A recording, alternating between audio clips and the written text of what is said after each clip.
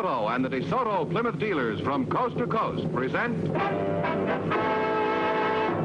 Groucho Marx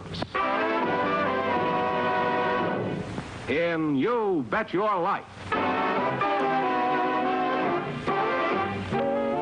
Now, here he is, the one, the only...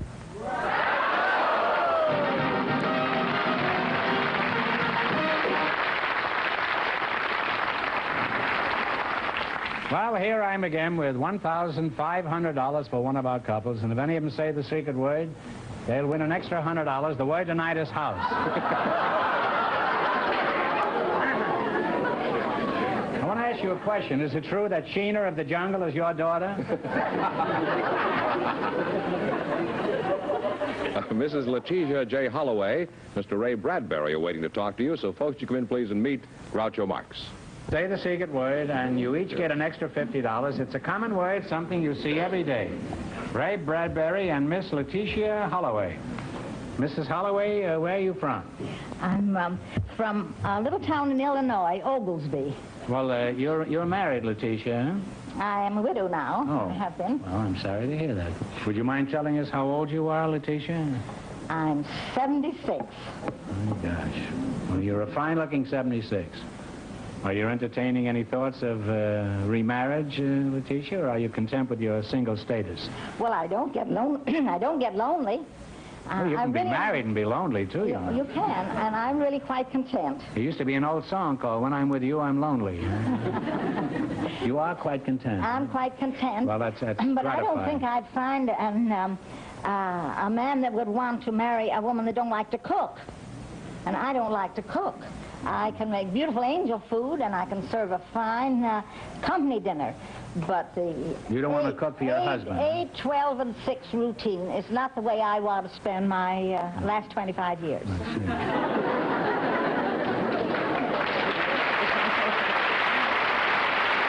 do you do to keep occupied? Do you play the horses? Do you have a job or a hobby? I'm a babysitter. A babysitter? Well, for those who don't know, a babysitter is someone who gets 75 cents an hour for watching television and cleaning out your icebox. Are you a Ray Bradbury? Yes, sir. Where are you from, Ray? Waukegan, Illinois. Waukegan. How long ago? 35 years.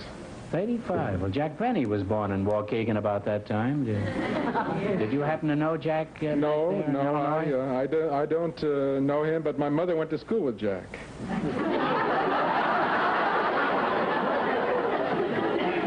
Why, that dirty crook, huh? What kind of a job do you have, Ray? I'm a writer. What kind of a rider? Pony Express, a motorcycle, or what? Writer, W-R-I-T-E-R. Oh, it's very refreshing, a writer who can spell. Now, you certainly can't be much of a writer. What have you written besides Notes to the Milkman? Well, a number of books, one called Fahrenheit 451, one called The Martian Chronicles, another called The Golden Apples of the Sun, all from Doubleday. A lot of short stories for The New Yorker, The Post, Collier's, magazines of that sort. Well, you're a real successful writer, huh? Well, have you done any other writing besides science fiction and short stories? Yes, I've done one screenplay, the screenplay of Moby Dick for John Huston. Oh, really? Well, that was a whale of a job, wasn't it, huh? Are you married, Ray? Yes, I am. How did you meet your wife? Well, she was a clerk in a bookstore downtown here in Los Angeles, and I went in to browse around, and she thought I was stealing books. She thought you belonged to the Crook of the Month Club, huh? What was there about your wife that attracted you, do you remember? She was terrifically intelligent and very well read. How did you know? Just from seeing her stand in the store? Well, talking to her after a while, and I found out she knew all of my books and stories, and of course this fascinated me. You married this girl so you could sit down at night and discuss you, in other words. Huh? Yeah, it amounted to that, yes. Well, can't that get fairly tiresome after a while? No, I found it very refreshing.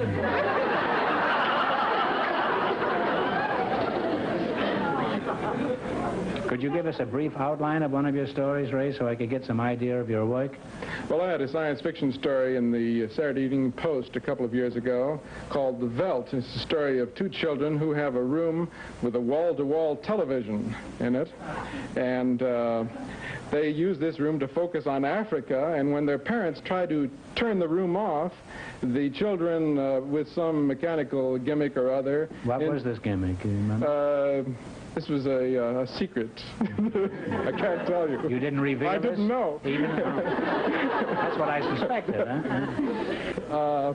At the end of the story, when the parents try to shut the TV room off, the children induce the lions to come out of the walls of the room and eat up their parents. That's the end of the story.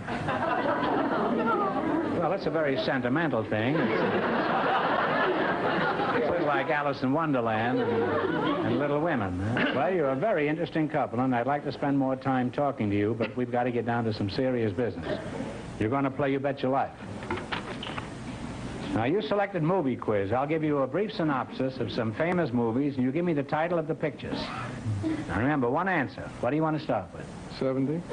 70, all right. Tom Ewell played opposite Marilyn Monroe in the movie version of a big Broadway success. What picture was it? 7 Year Itch. 7 Year Itch. That's 7 Year Itch is right, yes. Well, you're off to a good start. You have $170. Did you see that picture, Ray? Yes. Mm-hmm. What do you want to try now? 80. 80. Yes, that'd be lovely, wouldn't it? Well, in 1943, Gary Cooper and Ingrid Bergman starred in the movie version of a novel by Ernest Hemingway. What picture was this? For Whom the Bell Tolls. For Whom the Bell Tolls. Letitia, you hit it right on the button, huh? That's right. And you now have $250. And now what? 90. 90? Mm-hmm. Robert Donat's performance in the screen version of a James Hilton novel won him an Oscar in 1939. What picture was it? Goodbye, Mr. Chips. Goodbye, Mr. Chips. That's right, it was about a poker game. Goodbye, Mr. Chips. You now have $340. And here's your last chance to beat the other people, the couple victims. What are you going to go for? $100. $100. In 1949, Olivia de Havilland played a rich young woman who was disillusioned by a handsome fortune hunter played by Montgomery Clift. What picture was it? Talk it over. The name of the picture.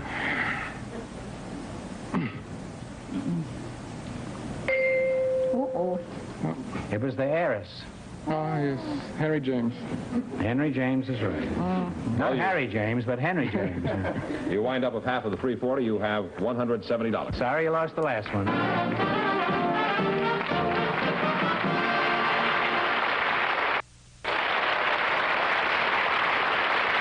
Groucho, we have Joanne Allen and William Wolfe waiting to speak to you. So, folks, you come in, please, and meet Groucho Marx. Say the secret word, and you each get an extra $50. It's a common word, something you see every day. Joanne Allen and William Wolfe, eh? You're probably pretty sick of jokes about your name, aren't you, Mr.? Yes, I am, Groucho. You are, eh? Well, that cramps me right there. Well, I won't try any Wolfe jokes. However, after looking at your partner, if you feel like howling, go right ahead and I'll howl with you. Oh. Joan, let's get some dope about you. Let's see now. How old are you, Joan? I'm 25. 25. Huh? And where you all from? Huh? Well, I was born in Shawnee, Oklahoma. But, and where? Shawnee, Oklahoma. Shawnee, Oklahoma? And then we moved to Texas when I was 4, to the Rio Grande Valley. I see. Are you married? Yes, I am, Groucho. I've been married 2 years. Happily married? Oh, yes. How'd you meet your husband? Well, I met him at a dance, and after I got home that night, the phone rang. And You mean he didn't take you home? well, I didn't go with him. I was with someone else. You meant you went to a dance with somebody and you were flirting with this other chap while you were dancing with this fellow who took you? Huh? I wasn't flirting. I just danced with him. You danced with the fellow who called you up? I danced with him at the dance. I see. Well, what about the fellow who took you there? Well, I danced with him, too. Well, did the three of you dance together? No, just one at a time. Well, why did he call you up? Why did he call you? Well, I guess he wanted to take me out. Well, you were home already. Why did you want to go out again, did you? Oh, yeah, the places are open all night down there. It's illegal, but they're open. He sounds like a pretty rough customer, huh? Well, what time of night was this when he called you? 2 o'clock in the morning. 2 in the morning, and you were awake? I just got home. And you got to bed? No, not yet. Not when the phone rang. I caught it on the second ring. I didn't want to wake Mom and Daddy. Where were they? In bed. Oh. Good place for them, huh? Well, what did he say when he called you? Well, he wanted to know if I wanted to go somewhere, and then I pretended that I didn't know who he was, because I wanted Mom and Dad to like him, and if... Well, they were sleeping, weren't they? Well, you don't know when their ears are open, though, when their eyes are closed. Yeah, you have to watch them like a hawk, those parents. Huh? Well, when was the next time you saw him? Was he hammering on the door for breakfast? No, it was about 2 weeks later, Groucho. He was in the hospital. In the hospital? Mm-hmm. There must have been some dance, huh? Was this a rock and roll dance and you rocked him? What was he doing in the hospital? Well, he was injured on the job. He was helping move about a 400-pound object, and his feet slipped in oil. Did he give you the old oil, or did he keep it himself? He kept it. Oh, now what sort of... You asked me. Sure did. I ask everything. Now, what sort of work does your husband do, Joanne? Is that the way you pronounce it, Joanne? Yes, He's Very a pretty cement name. mixer. Thank you. He is a what? Cement mixer. A cement mixer? Does he go putty-putty? Well, he must be an extraordinary cement mixer. That is, if your foundation is a concrete example. Now, Mr. Wolf, let's get back to you. What sort of work do you do? I'm known as a vagabond bell ringer. You're not Rudy Valley, are you? No, no. Well, what is a vagabond bell ringer? Well, I go about You ringing... go around ringing vagabonds? No, not exactly. I go around ringing famous bells. You go around... Well, what do you go? You go around ringing doorbells? No, I Getting out the vote? No, I travel around the world ringing famous bells. I've had the pleasure of ringing one of the largest bells in the world that weighs over 300,000 pounds. It's called the Bell of Kyoto in Japan. Oh. Well, where have you traveled in your search for bells? Well, I Japan? traveled to Japan, China, India, Siam, Burma, Iraq, Egypt, and all through Europe, South America, and the South Pacific. Was your wife with you all this time? No, I never married. Well, that's a shame. You've been interested in the wrong kind of bells. You should go down to the beach sometime when the bells are pealing.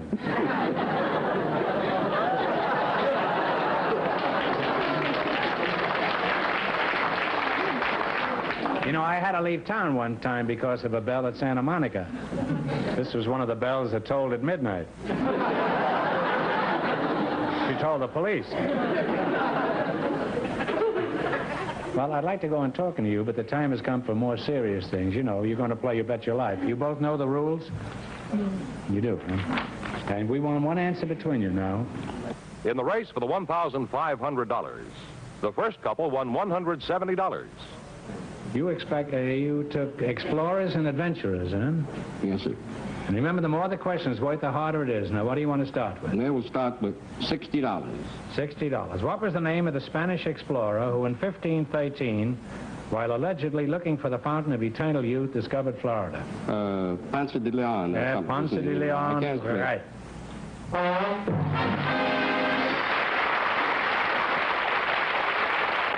You now have $160. Now, what would you like to try? Oh, we'll try 70. 70. Is this all right with you? Yes, All right. Thomas Jefferson assigned what two men the task of exploring the Louisiana Purchase and finding a route to the Pacific? Clark and Lewis. Well, yes, Lewis and Clark. Lewis and Clark. Same two fellas. You now have $230. You see, it was Clark and Lewis, but this was on their way back. On their way there, it was Lewis and Clark. Now what, 80? We'll take 50. 50, all right. Oh, I'm glad you're taking the $50. Now, what was the name of the Spanish explorer who in 1541 discovered the Mississippi River? De Soto. That's why I wanted you to take the $50. And you now have $280. A Scottish missionary and explorer discovered the Zambezi River and Victoria Falls in Africa. Who was he? Livingston. Dr. Liverwurst. Dr. Livingston is right, huh? Gotta give him a big kiss, that wolf. Oh, husband is looking. That's all right. Well, you wind up with We're married 2 $360. years already. Nobody cares. He's a big Texan. He's a big what? Texan. So I'll get rid of you fast.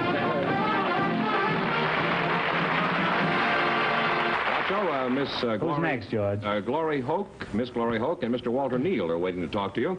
So, folks, you come in, please, and meet Groucho Marx. Well, welcome to You Bet Your Life. Say the secret word, and you each get an extra $50. It's a common word, something you see every day. Glory Hoke and Walter Neal, eh? Where are you from, Glory? Glory Road? No, I was born in Kansas City, Missouri, and when I was about 6 months old, I was taken to Tallulah, Louisiana. Oh, is that near Bankhead? No, that isn't. No. That's quite far away from Alabama. Oh. And then when I was about 13, I moved to Norman, Oklahoma. Where do you live now, Glory? I live in the most wonderful city in the world now, Where's that? Pasadena. You can't live in Pasadena. Oh, I certainly do. The only people who live in Pasadena are little old lady school teachers. That's true. They're trying to sell their broken down used cars. Well, why do you think Pasadena is the most wonderful city in the world? Well, we have a wonderful climate. Is this the reason, the climate? Is that why people are moving into Los Angeles County at the rate of $30,000 a month? Well, I believe so, and also because there are wonderful job opportunities out here, too. Do you have a job, Glory? Yes, I work for the Pasadena Chamber of Commerce.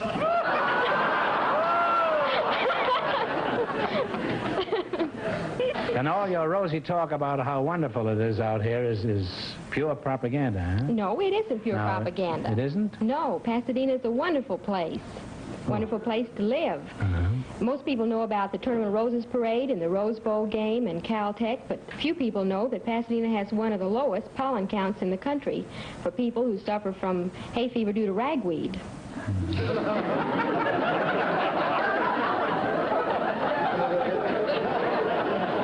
You mean that everybody in Pasadena has ragweed?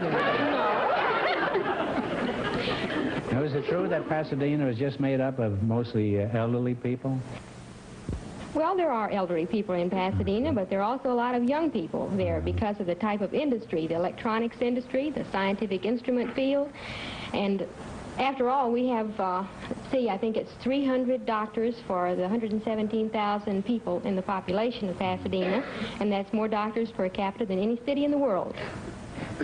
Well, I guess all that talk I've heard about Pasadena is true after all. Their slogan is, you know, you haven't lived until you've died in Pasadena.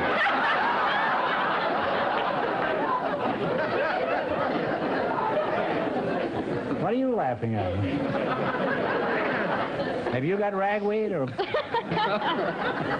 Well, who are you? You're Walter Neal, huh? I'm Walt Neal. Uh-huh. That's your name, huh? Yeah. I never heard of anybody named Walt Neal. Are you sure you're not Johnny O'Connor? No, I'm Walt Neal. Oh. I know a John O'Connor. Do you? Matter of fact, went to school with a fellow by that name. Where was this? Saw him at Arlington Heights Grammar School in Los Angeles. Now,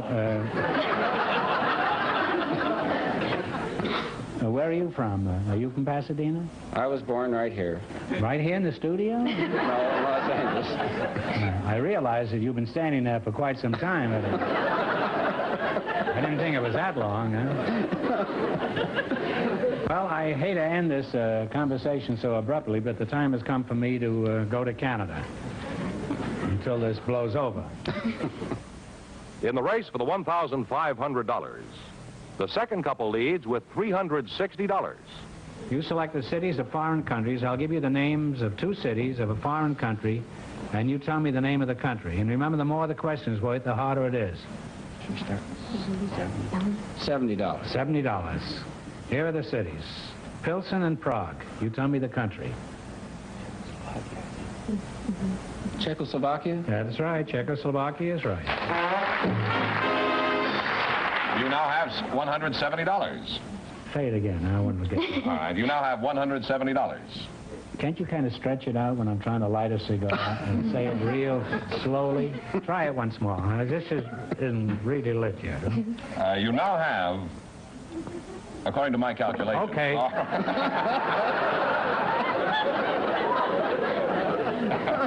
Now, what are you going to go for, 80? 8.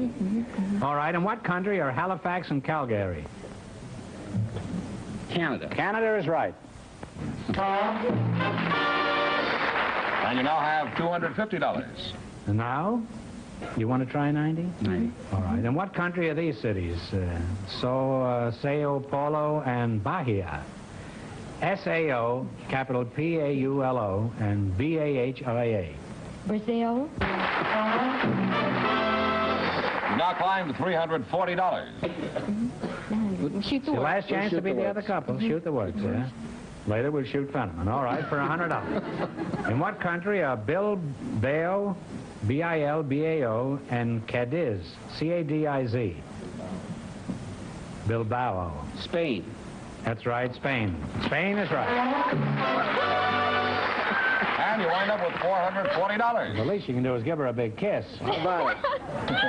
And maybe a job. Yeah, and maybe a job. Thank you, Grant. Thank you.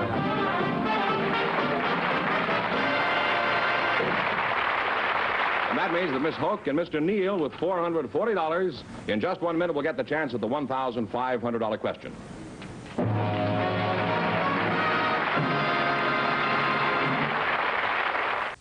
Here's the winning couple, All right, Groucho. George, bring on the winners. I was going to. Miss Hook and Mr. Neal, all set for the $1,500 question. Right back in here, please. Well, here's that little old lady from Pasadena. And that little old Johnny O'Connor. All right, you've traveled all around the world. This ought to be pretty easy for you. Vincent Massey has been in the papers quite a bit lately. For $1,500, tell me what is the important post held by Vincent Massey. Talk it over.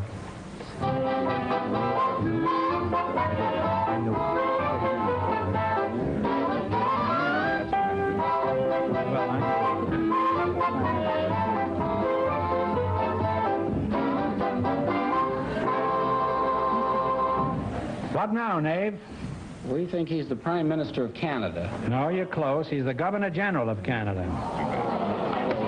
So that means the big question next week will be worth $2,000. Well, they lost the big money. How much they win the quiz, George? Went all the way, $440. And the secret word? I think they said the secret word, yes. Well, congratulations, and thanks to all of our contestants on the show tonight.